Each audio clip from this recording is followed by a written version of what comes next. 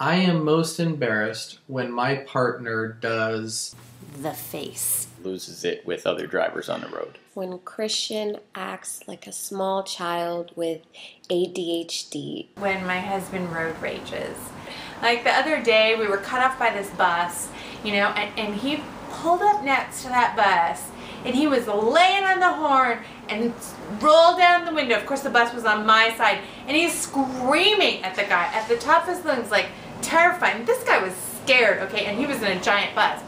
And I could just see the fear in his eyes because Scott is a scary monster. So we'll be in a store, and him and I will be having a conversation, and if he notices people kind of walking by or within earshot of us, he'll say something funny, and if they respond with chuckling or anything, he doesn't ever talk directly to them, but he laughs, and he like almost gets off on knowing that he's this funny guy and other people are listening to it. So I don't think other people really pick up on it, but it's something that I know, and it absolutely annoys me. It is kind of embarrassing. He doesn't do it when we're with our groups of friends. He really thrives in like Target or Walmart. It's like the Julian show. He really turns the personality on. I would say that one thing she does is when we're at a restaurant and we're with friends, she tries to be polite and talk to the friends at first and doesn't order.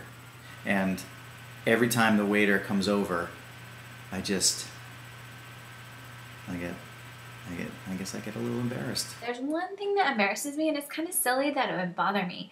But Joe has a habit of reading people's name tags. So he thinks it's really important, and I agree, but it's important to call people by their name. Like, people like to hear their own name.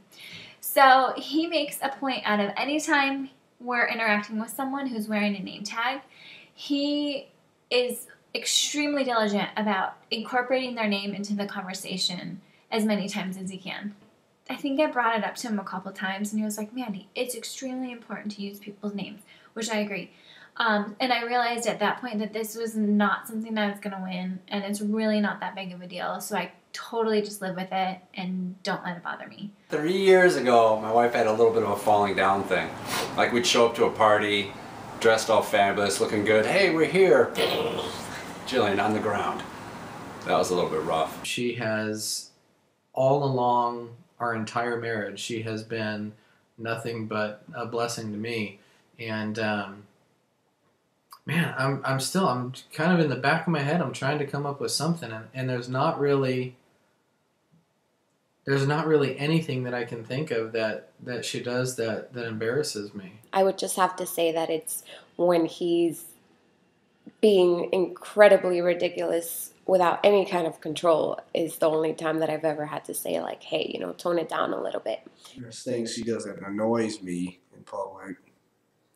Like when she goes to the store and looks at everything and asks me, how does this look and how does that look? And then doesn't buy anything. If someone cuts her off, or if she thinks that someone cuts her off, even if they're 200-300 feet in front of her, you'll start seeing the fingers flying and the the four-letter words come out. You know, you just kind of sit in the passenger seat going like.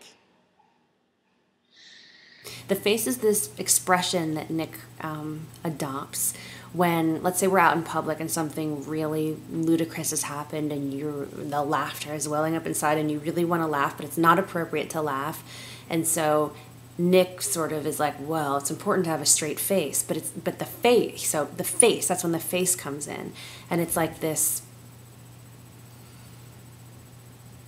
He wears the face when something is happening, like, oh, I'm not reacting. I'm just a blank slate.